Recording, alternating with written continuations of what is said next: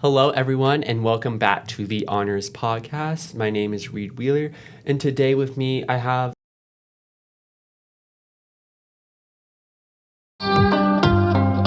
Welcome to the Honors Podcast.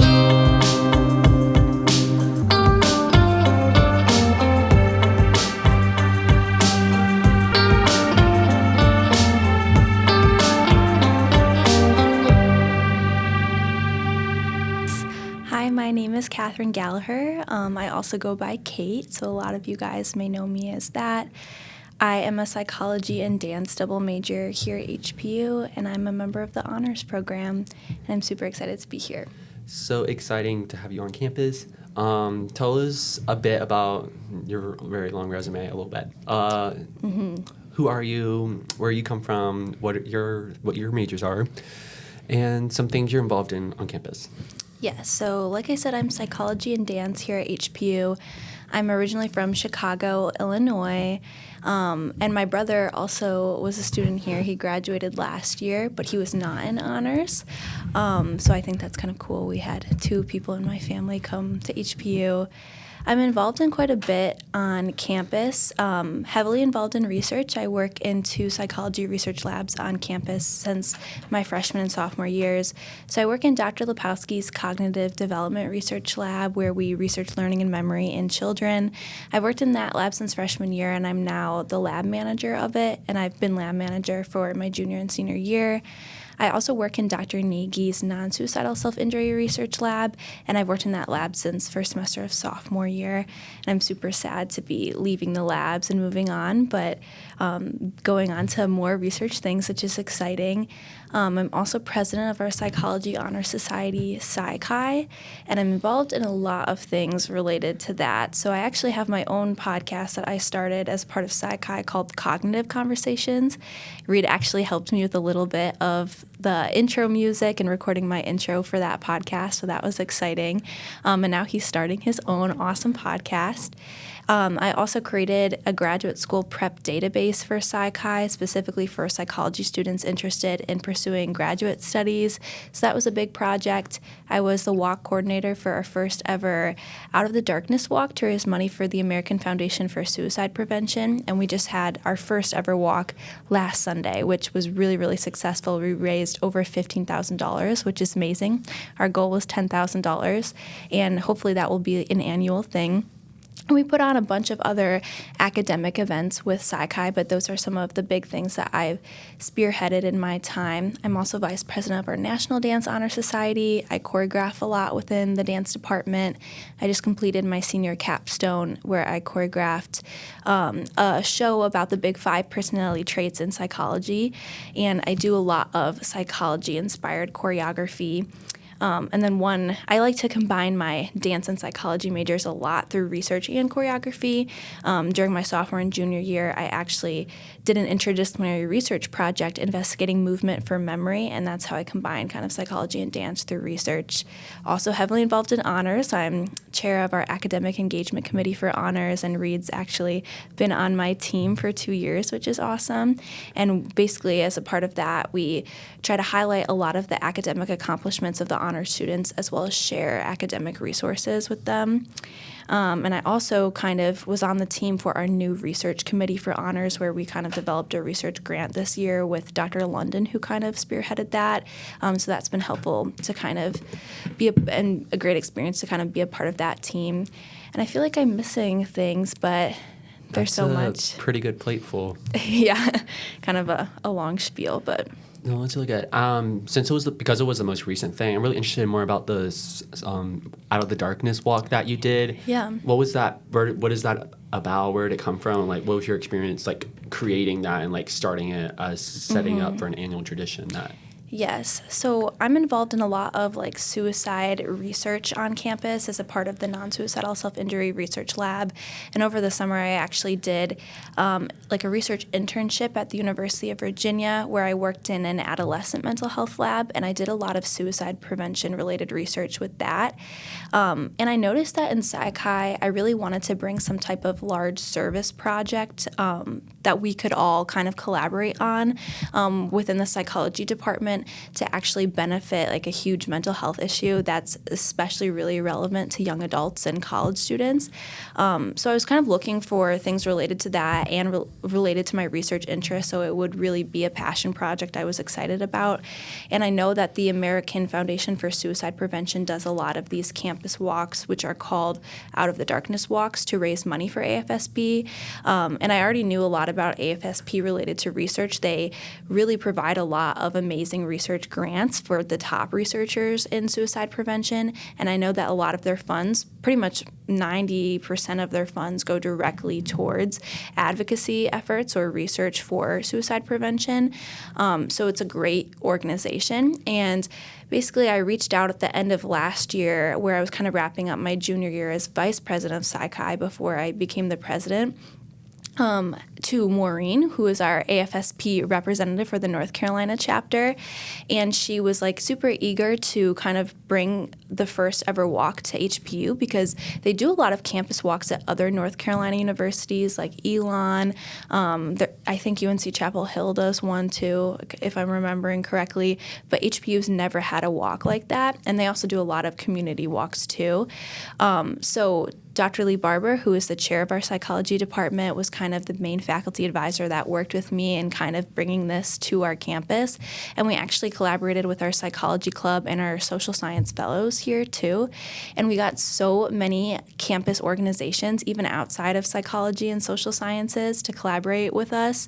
I think we had like the Pre-OT Club, we had one of the fraternities on campus come, Criminal Justice Club. I think Honors was there too, supporting our Catholic campus ministries. Like, so many organizations came together, and we exceeded our goal, which, according to Maureen, usually for first campus walks, they don't even like exceed 5,000, 6,000. So Really? we really impressed everyone, and we had a great team too. I really enjoyed kind of putting this on, and just it was heartwarming to see how many people were so connected to the cause and really like passionate about it and wanting to devote a lot of time and effort to it. And even people that attended our walk that weren't involved in the planning process, we had a whole honor bead ceremony where people could show their affiliation with the cause. And it was just really awesome to see people kind of like have a sense of community by holding up their beads to show maybe multiple people had a sibling die by suicide, which orange beads represented that, or a personal struggle. And suicide is something that's really stigmatized in mental health, and that's not spoken about enough. And I think events like this really like help to break down the stigma and spread awareness and show that, unfortunately, suicide is a very prevalent thing and people aren't alone, but you would just never know that somebody maybe had a struggle with that or maybe had a personal affiliation with that without events like this or without these conversations around it. So it was awesome to hear that feedback and to see that people were finding that community through something that we created. That's good. And I know you kind of found it through the research labs here, but was there an earlier passion for learning about suicide research, or how did you get into psychology in general in the first place? Because you're clearly very passionate about it. Yes. I actually never really expected I would do suicide or self-injury type of research. Never really had like some personal association with it, but kind of later on through doing this research have like learned from my family members that I've actually had like extended family members or family friends that have like had struggles or have known people that have died by suicide. So it's become something that has been more personal to me. But I actually discovered a interest in psychology through my experience as a dancer. So I've been dancing since I was 3 years old, and for a while trained kind of pre-professionally, especially in ballet and contemporary. And I think just kind of observing how my peers and different people responded to adverse environments within the dance world, and a lot of the feedback and like criticism that dancers get every single day. And I noticed peers that were pretty resilient to that and had really healthy coping mechanisms and responses to that harsh criticism. And then I noticed people that kind of had maladaptive coping strategies and were a little bit less resilient to all of this harsh criticism. And I think that got me originally interested in mental health and risk and protective factors related to mental health problems. And that's kind of evolved into a more focused research interest around risk and resilience factors after interpersonal violence and some of those a little bit more intense traumatic experiences than just receiving like harsh criticism. But I think especially dancers and ballet dancers especially kind of have really adverse environments sometimes and tough like instructors that they have to like learn how to become really resilient in. And even just like kind of outside of the mental health side, I became really interested in how dancers like learned and how like learning and memory for movement was different than learning and memory in just like a regular academic environment. So that was kind of the basis of my 2-year-long interdisciplinary research project. But a lot of my mental health interest also came from dance and was inspired by dance as well. Yeah, tell us about the interdisciplinary study you did, because I actually participated in this, guys. Yes, It was really fun. And it was really cool. It was very honors of you to really find the cool connection between dance and psychology. Yes. So I kind of was interested in doing something related to this at the end of my freshman year after working in Dr. Lepowski, who's also an honors professor's cognitive development lab. We researched learning and memory, and again, I had this interest in how learning and memory was different for movement than it was for more academic and semantic memory. And so that was the basis of this project. I wanted to investigate storytelling as a memory strategy or learning strategy for movement, because I noticed that in my academic classes, when I made things personal to myself or when I elaborated on it, it helped me remember the information more for a test. And I thought that in dance, that was the case too. If you could attach a story to the movement or some type of message to it, it would help you remember it as well. And for the purpose of my study, I kind of focused on how dance teachers taught choreography. So if they were teaching it with traditional counts like 5, 6, 7, 8, or if they were associating this certain movements with fun sounds like bang or pow, or if they were associating it with emotional words like reach for your friend or things. I think I literally had that word in my little experiment of the dance combination that I taught my participants. And then as I joined Dr. Nagy's non-suicidal self-injury research lab, I kind of added a second hypothesis and second research question to my study, which was how state level and trait levels of self-criticism impacted learning and memory, which also kind of aligns with what I was talking about and how dance has inspired my interest in mental health. Dancers are highly self-critical, and I wondered if self-criticism was helping them to remember the movements, because we talk about in that lab all the time how self-criticism can motivate people to perform well, but at certain levels it can also be detrimental to learning.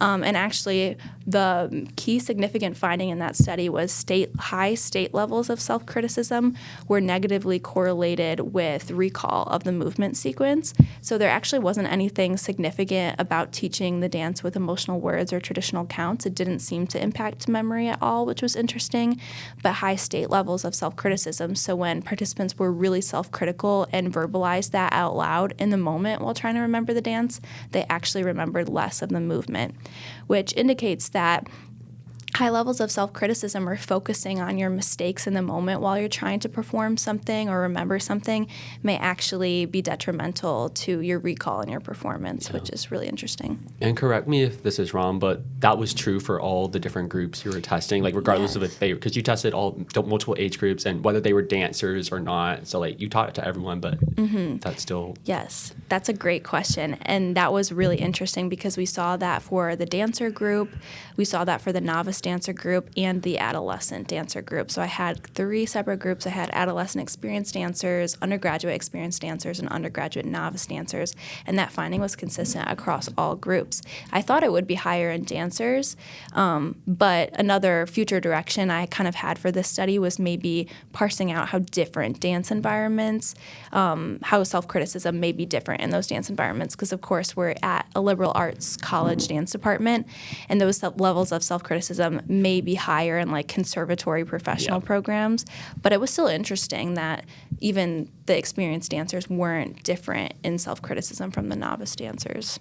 For sure. Like, that was really cool. And I remember hearing about it. And you had gotten a really cool grant to do that study that was, like, provided by the school through our creative research office. Yes. So I was awarded the Scholarly Interdisciplinary Research Grant that our undergraduate Office of Research and Creative Works provides to students every year after an application process. And that really helped me to compensate dance studio owners for my adolescent dancer group. So it's really great that we have the resources that students can win these awards here at HPU. Yeah. And then kind of focusing more on dance now. You said you've been dancing since you were 3. Mm-hmm. Do you remember why you started dancing when you were 3? Or like? I remember begging my mom to put me in ballet classes because I really wanted to be like a ballerina when I was little. And she was like, I don't know. Like, she was like, grew up in theater and performance. And she's like, I don't want you to feel like you have to do whatever. But my parents also kind of put me in like everything as a little kid. I like played soccer, I swam, I did like all the sports, and then I had to decide which ones I wanted to continue on when I was like a little bit older, like around 7 or 8, and I picked dance, and because I was kind of between soccer, swimming, and dance, and I picked dance. Yeah. So and then at first when I took my first ever ballet class, I thought it was boring because I was like, we're just doing the same like exercises and combinations at the bar, like this is boring. And then I remember like taking it the next couple years, and then I joined kind of a dance company where I did competitive dance for a little bit, and I grew to really love ballet out of all of the other styles, which is interesting. So. Yeah, and then you've performed in all our shows here at High Point and our fall and spring dance concert. Yes. Yeah. Focusing back on your childhood again, how would you describe who you were as a child? Like, what were you into? Like, stories, like movies and TV shows or books? And what type of student were you in elementary school? Yes, I would say I've always been a curious learner. I've always loved learning. Like since I was in elementary school, I loved going to school, and I really liked memorizing and learning new things. I was always like pretty determined if I wanted to do something or accomplish something. I think dance has also created this kind of like effort in me, but I think that hard work like matters more than like your baseline level of intelligence. So I think you can kind of outwork anyone in the room no matter what skill or talent you have. And I would say I kind of have that with like dance and school. So I think both of those experiences kind of growing up, going to school and being a dancer at the same time has taught me like a really strong work ethic, and I think I've carried that out through college in terms of like what hobbies I had and like what books I was into. I was like a big Harry Potter and like Percy Jackson fan. Like I loved those like book series, and I was like a big reader. Yeah, I was really into those things. Sounds good. And then getting into high school and thinking about college, what were you looking for in college, and how did you ultimately end up at High Point? I think I knew I wanted to do something in the sciences. I really enjoyed my science classes in high school, but I never really took a psychology class, but I knew I was interested in human behavior, and I had that interest from dance, so I thought that I would want to major in psychology, and that's what I actually came in to do, but I wanted to keep dancing. I knew I wanted to do something in the sciences for my career, but I wanted to continue dancing through college, not really knowing kind of where that would lead. I didn't really have any expectations of how much I would be dancing in college or if it would be part of anything I would do for my career, but I decided to major in both psychology and dance coming in. So I was looking for schools that would allow me to do both. And as I was doing the college search process, a lot of schools only either had dance minors or they only allowed you to major in one or the other. Like you couldn't major in both dance and psych. Like some schools I looked at only wanted you to major in psych and there wasn't enough time to do another major, or I looked at this one school which had a really great dance program, but you could only major in dance. There wasn't time to do anything else. And I thought that was kind of limiting. Like I wanted to do both, and I've always been interested in kind of like the interdisciplinary aspect of combining interest and disciplines in science and the arts. And I found that HPU actually really encouraged that, especially the honors program. I feel like the honors program really champions interdisciplinary work, especially with our junior year-long research project, which is very interdisciplinary in nature. And so I was really attracted to that, but also the mentorship opportunities here. My brother actually came here for business, and when he was a freshman, I had the perception that HPU was kind of a business school, or it was like mostly for people that wanted to do business, sales, or marketing.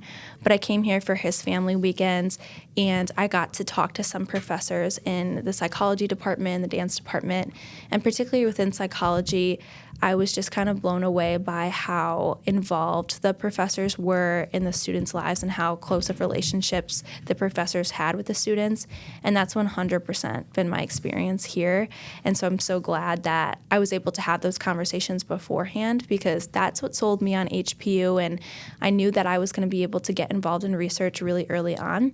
That was another thing. A lot of other schools I looked at wouldn't allow you to do research until junior, sometimes even senior year, which really limits you to so many opportunities. And getting involved in research my freshman year has really shaped my whole college career and what I'm going to be doing after graduation.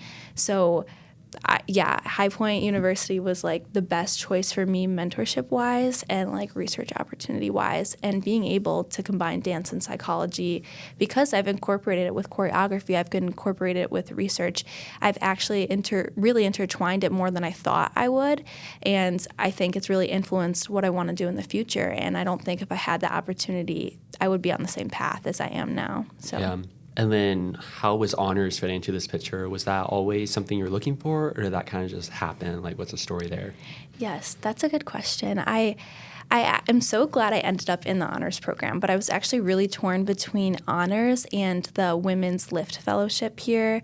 I applied for both, and I was asked to apply for both once I got my acceptance from HPU. And I came from a very academically focused high school. I went to an all-girls college preparatory high school, which was a very academically competitive environment. And there were good things about that, but there were also kind of bad things about that. And I didn't know if I wanted to be around people that were that competitive with academics in college in the same way, in that same cutthroat way. And so at first, I was kind of hesitant about honors. I was I don't know if I want to be in a super competitive environment. I just kind of want to do my thing and have people that are supportive around me. But ultimately, I got placed in honors after applying to both fellowships, because they place you in one of them.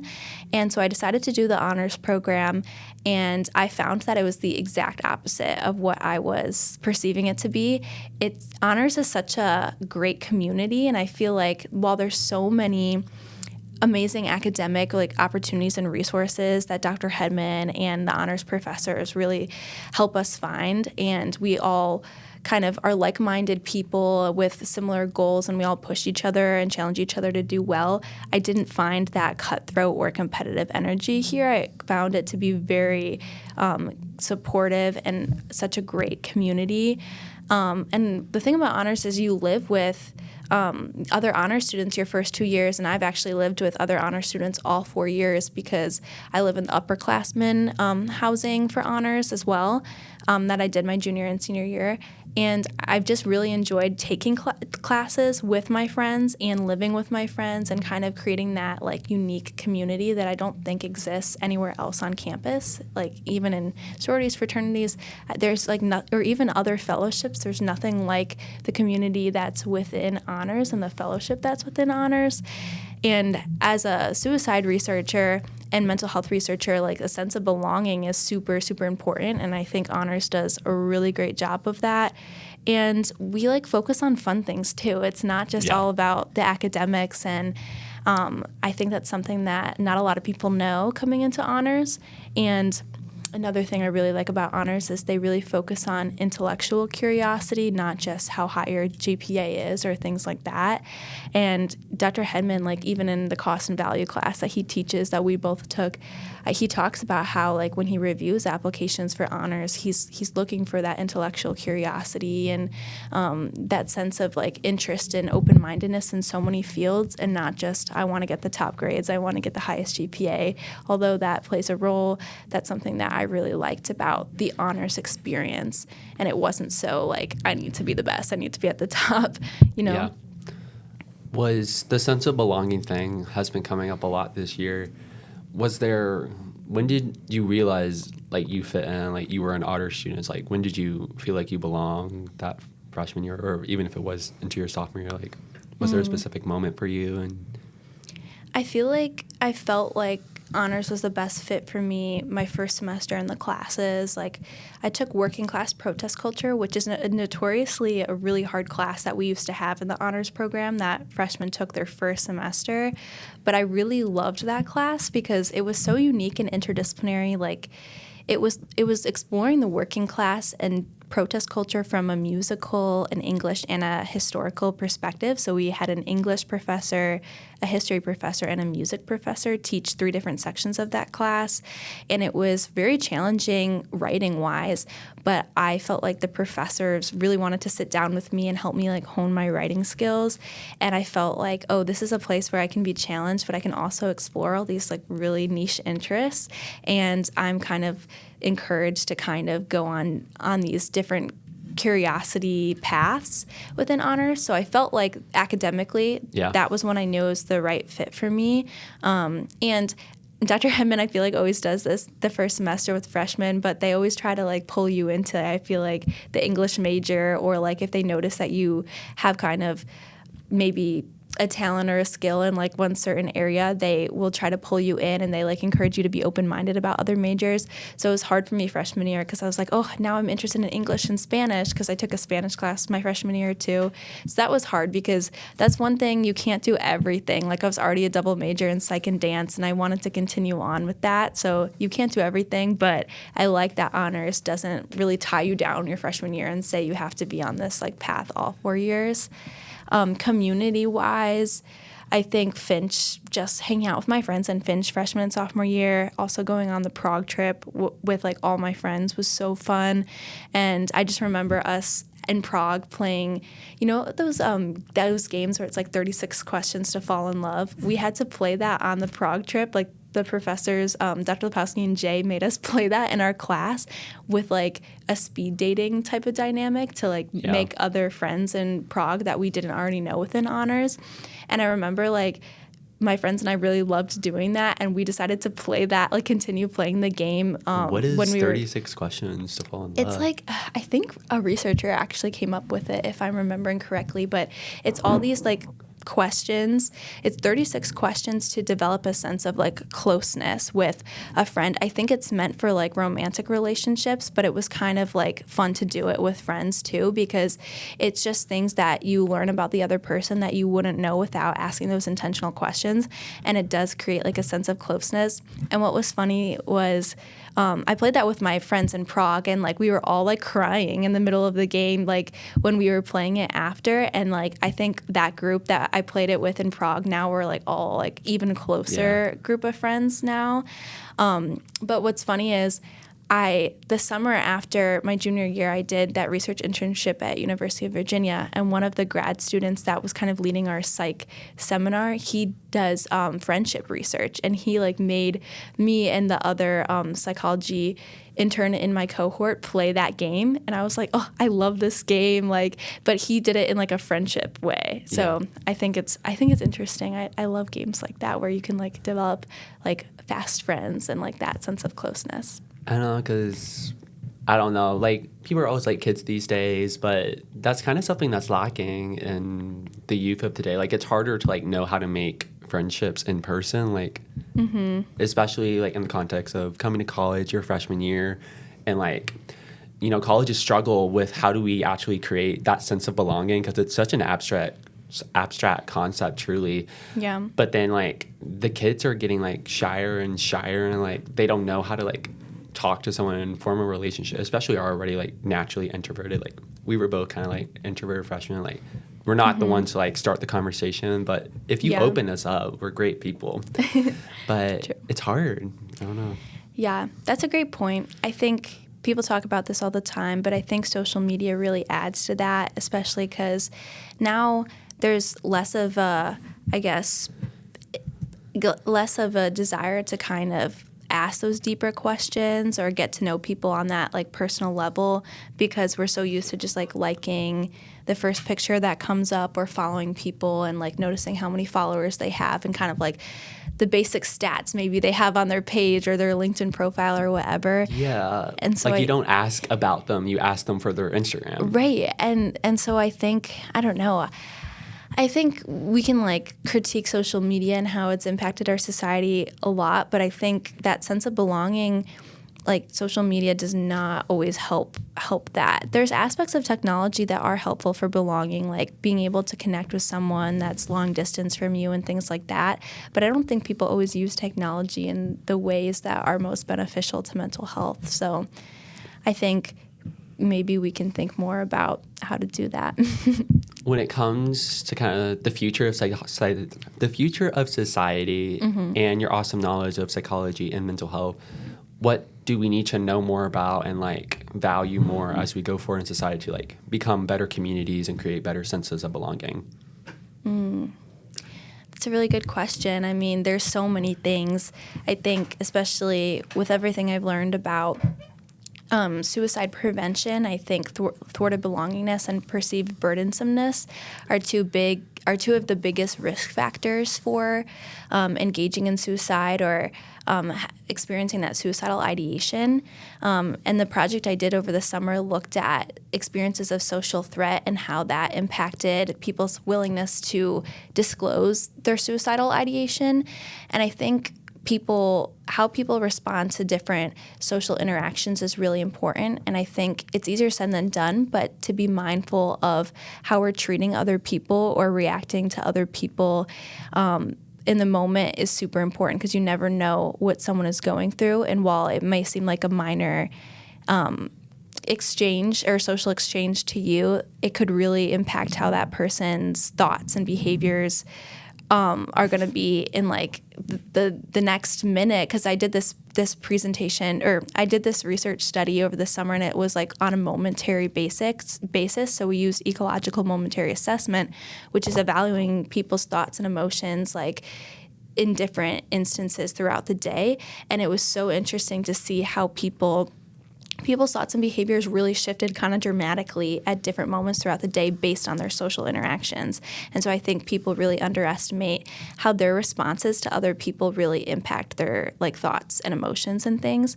And we saw that negative affect and social threat really like predicted changes in suicidal thoughts and behaviors. So I think while everyone like has a bad day or maybe has a bad interaction with like their friend every once in a while, I think like try your best to like always be kind and just check in on your friends, because you never know what's going on in like someone's world and how some type of social conflict or interpersonal stressor may affect someone.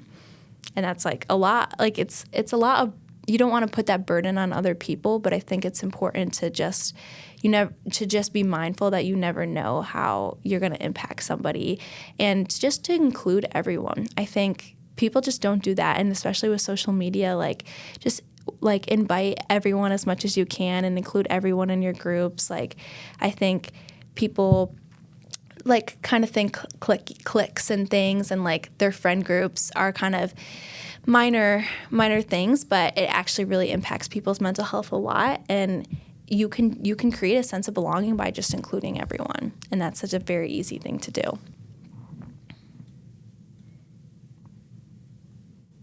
Yeah.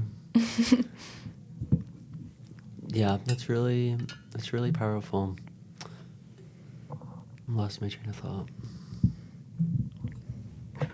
That's okay, Tiba. Okay. So what's next for you? Yes. So one day I hope to get my PhD in clinical psychology. I hope to be an academic researcher and clinician, so I'd like to provide therapy for people, especially like trauma-informed therapy for survivors of interpersonal violence specifically. And I'd like to do research investigating risk and protective factors for developing different psychopathologies after experiences of trauma, specifically interpersonal violence like sexual assault and intimate partner violence. So in preparation for applying to those types of programs, which are extremely competitive, I'll be doing a 2-year post-bac research job at McLean Psychiatric Hospital, which is the largest affiliate of Harvard Medical School, which is super exciting. And I think I will gain a lot of great research experience and clinical experience in that role. I'll be working within their division of women's mental health and division of drugs, alcohol, and addiction. So I'm really excited about the studies and projects I'm going to be able to do. I know of one project in particular that I will be helping with is investigating the relationship between PTSD and substance abuse disorder in women and how women respond to PTSD interventions differently based on their hormones and things, because research shows that women are more prone to developing PTSD and experience more often different experiences that may lead to PTSD, like sexual assault and things. But a lot of the interventions that exist for PTSD have been developed for men, specifically men who have experienced combat and things. So I'm really excited to be able to partake in a project like that, and doing research on mental health specifically for women is really important to me. So I'm really excited, and I think that will give me some good experience, and hopefully I'll be successful in that application process the next time I apply. Super competitive, so. Why is it competitive? So PhD in clinical psychology is actually the most competitive graduate program in the nation. They have like a 1%, 2% acceptance rates just because of the high number of applicants they receive for like one spot each year, which is really interesting because not a lot of people know that. It's actually more competitive than medical school and law school, which are already extremely competitive. So they really prioritized a ton of research experience, and while I've tried to acquire as much as I can as an undergraduate, most PIs that accept students for their PhD programs in clinical psych want several years of post-bac research experience at a big like hospital system or big R1 university institution. So I think this role will really help me accomplish that, but usually these programs get like 500 to 700 applications for like one spot. So it's super competitive, but that's what I want to do. So we're just going to keep persevering. Okay, but to go deeper, why do you want to do that?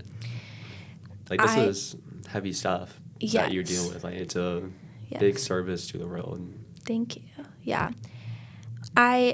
I think the reason I want to do the clinical psych PhD route, like I'll start there, is because while I'm interested in helping people and providing therapy, I don't just want to be a consumer of science. I want to be a creator of science too. I love the research process, so I know that I want to continue research long term, and I want to have the ability to maybe one day have my own research lab and explore my own research questions empirically. You can become a therapist with other routes. Like you could get your PsyD, which is a little bit different from a PhD. It's still a doctoral level, but it's more focused on clinical work. You could get your master's and things. But PhD in clinical psych is really the ideal route if you want to do both research and therapy. They train you to be both a researcher and a clinician. So that's why I want to do that route. But also I've always wanted to help people. I really enjoy listening to people's like life experiences and helping them kind of work through their emotions and help them create better ways to regulate their emotions and interact with other people. And so I really want to help people turn their lives around after maybe they've experienced an adverse life experience like something as severe as trauma, or maybe they're struggling with a battle like addiction, which while I don't have a ton of research experience in that, there's a lot of overlap between substance abuse disorder and traumatic experiences. And a lot of people use that as a coping strategy.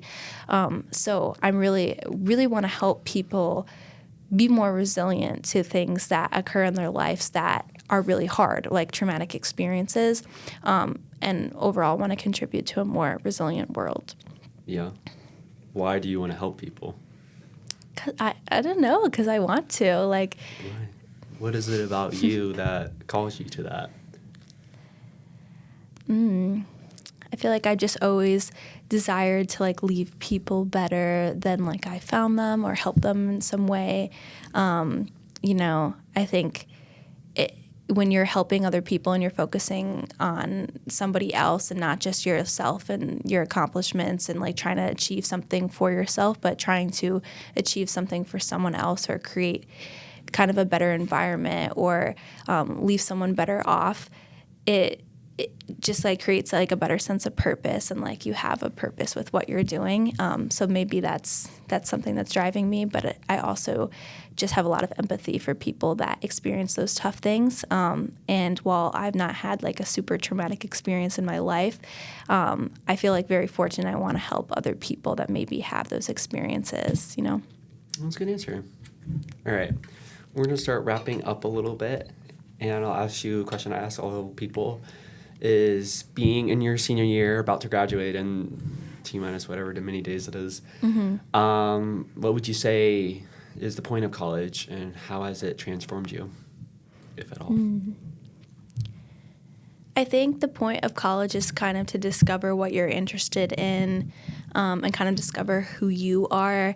I think Dr. Lepowski gives me that advice all the time, like college is not the place to specialize, because I came in like to her lab like really wanting to know exactly the direct path I needed to take and wanting to like kind of find my specialty right away. And she really encouraged me to kind of explore a bunch of different research interests or even a bunch of different interests within classes and like activities too.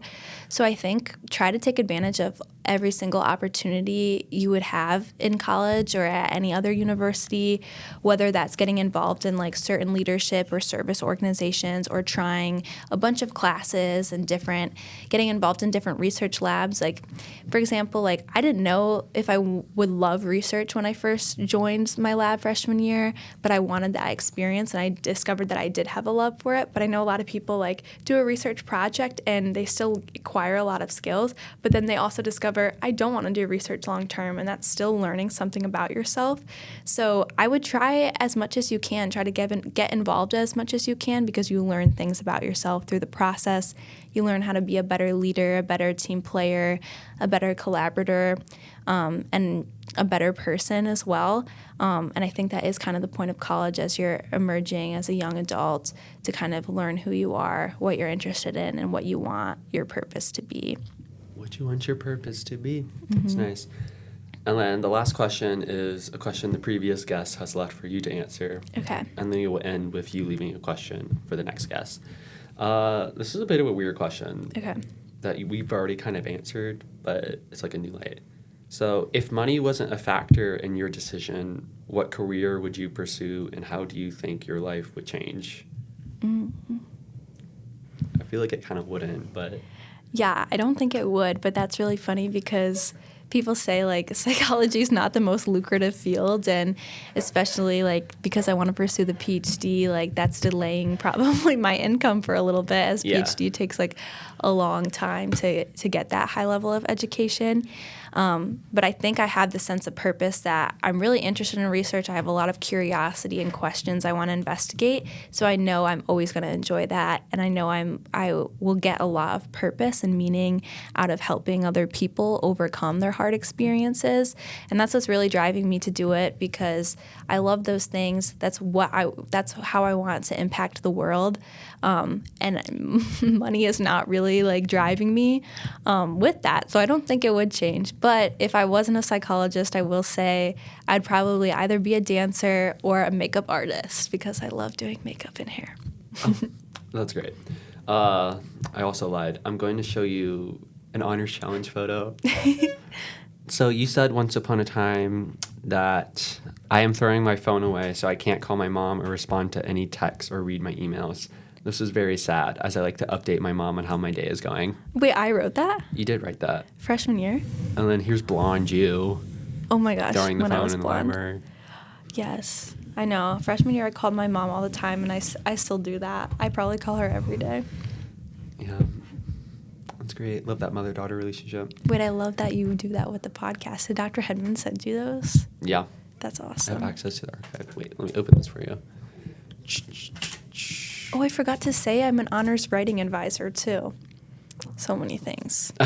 Because that made me think The of list the is too long challenges. already. Yes. You won't remember. Okay, so